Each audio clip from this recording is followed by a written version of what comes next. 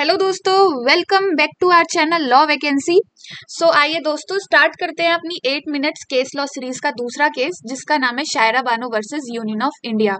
तो Shayara Bano versus Union of India के case को सुप्रीम कोर्ट ने 2017 में डिसाइड किया था और ये केस बेसिकली तलाक बिद्दत पर बेस्ड है, जिसे हम तलाक बिद्दत भी कहते हैं और दूसरी लैंग्वेज में ट्रिपल तलाक भी बोलते हैं। तो सबसे पहले अगर हम इस केस के फैक्ट्स के बारे में जाने तो शायरा बानो जो कि पेटिशनर थी वो रिजवान अहमद से मैरिड थी और उन्हें मैरिड हुए 15 साल हो चुके थे और 2016 में रिजवान अहमद ने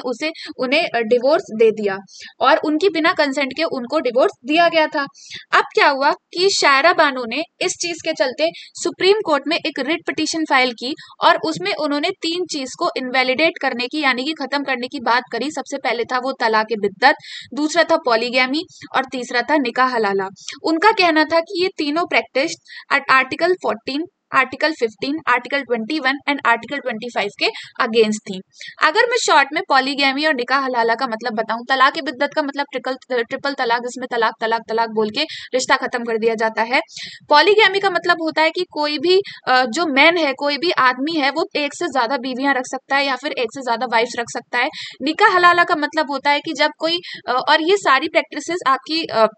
मुस्लिम्स में होती हैं और आपका मुस्लिम लॉ में ये सारी चीजें दे रखी हैं। तो निकाह हलाला का मतलब ये होता है कि जैसे कोई मेल अपनी वाइफ को जब तलाक दे देता है और अगर वो उससे दोबारा शादी करना चाहता है तो वाइफ को किसी दूसरे मेल से शादी करनी होगी और तब उससे तलाक लेना होगा और उसके बाद फिर वो अपने फर्स्ट हस्बैंड से शादी कर सकती है। तो इस तरीके से वुमेन्स का बहुत ज्यादा इस्लाम में एक्सप्लॉयटेशन हो रहा था और इसे खत्म करने की मांग इस केस में रखी गई। अब उसके बाद इस केस में जब बहुत सारी चीजें आगे बढ़ गई तो इस केस को बेबाक कलेक्टिव एंड भारतीय मुस्लिम महिला आंदोलन सपोर्ट कर रहा था, यूनियन ऑफ इंडिया सपोर्ट कर रहा था, वुमेन राइट्स ऑर्गेनाइजेशन सपोर्ट कर रहा था। बट इस केस को all India Muslim personal law जो कि ऑर्गेनाइजेशन है वो इसे सपोर्ट नहीं कर रहा था और वो इसके अगेंस्ट में जाके बात कर रहा था। अब उसके बाद सुप्रीम कोर्ट ने इन सारे ही एसोसिएशन से उनकी राय मांगी, जिस पर ये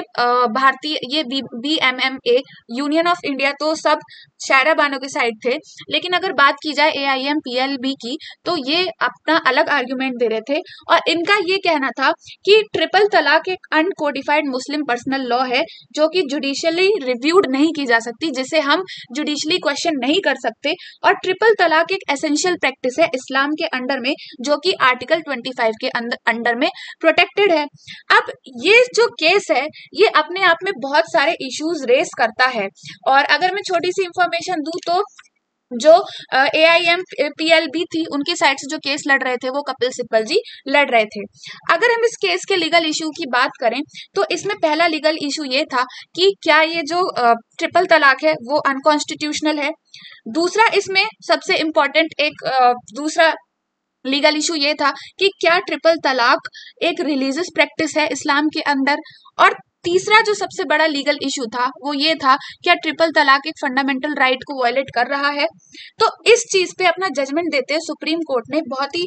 सारे पॉइंट्स को रखा और सुप्रीम कोर्ट की कॉन्स्टिट्यूशनल बेंच ने इस केस पर जजमेंट दिया था, जिसमें सबसे पहले हैं जस्टिस JS कहर, दूसरे जस्टिस हैं कुरियन जोसेफ, तीसरे हैं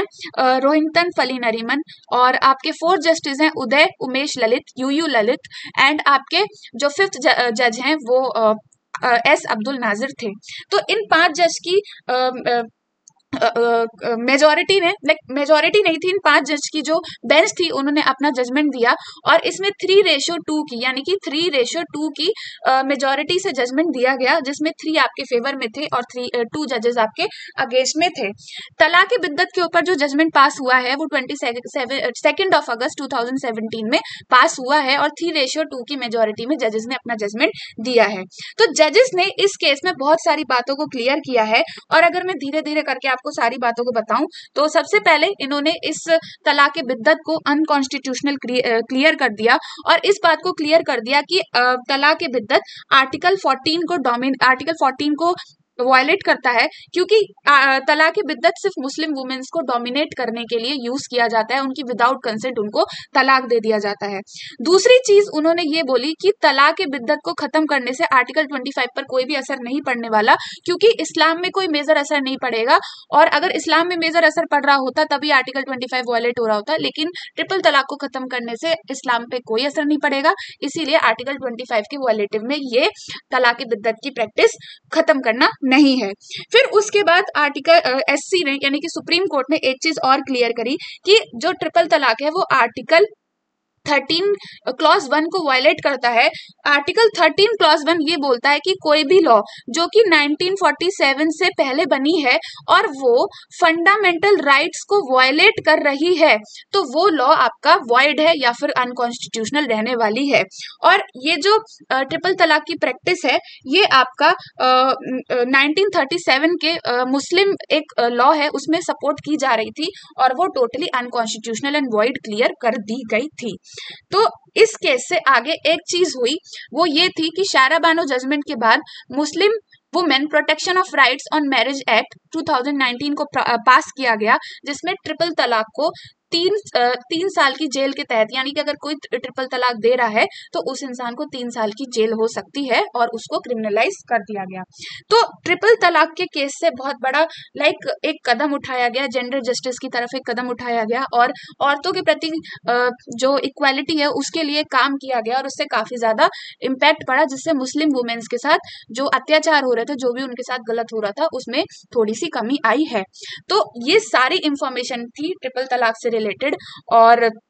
अगर आपको ये पीपीटीज हमसे चाहिए तो आप ये पीपीटीज हमारे टेलीग्राम चैनल पर देख सकते हैं एंड हमारे टेलीग्राम चैनल का लिंक आपको वीडियो के डिस्क्रिप्शन बॉक्स में मिल जाएगा। और ये एक रोड मैप है, जैसे कि ये जजमेंट है शारा बानो केस, एक रोड मैप है, थोड़ा सा याद रखने के लिए आपको इसमें ईजी हो जाएगा। और बाकी आपको ये सारी चीजें टेलीग्राम चैनल पर मिलेंगी एंड